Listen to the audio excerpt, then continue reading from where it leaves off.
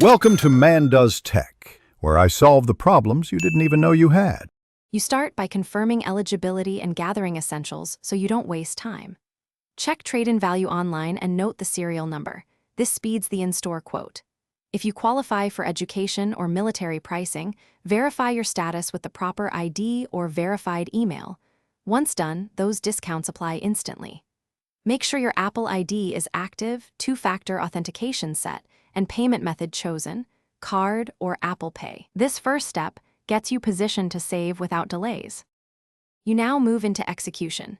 Secure a trade-in estimate online and choose in-store drop-off for immediate credit or request a mail-in kit for convenience.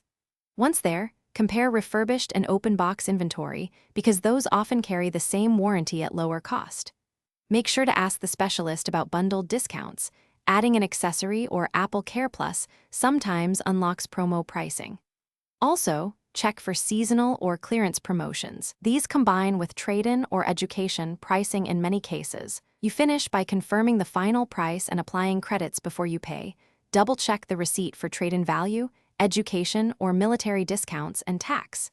If a discount is missing, calmly request a manager review and show your eligibility proof. Often they can retroactively apply the reduction. Once done, retain receipts, trade-in code, and device serial numbers for 2 weeks to 1 month in case of adjustments. Troubleshooting tip: if online promo fails, submit a support chat with screenshots and order number immediately. Thanks for watching. If you found this helpful, don't forget to like and subscribe.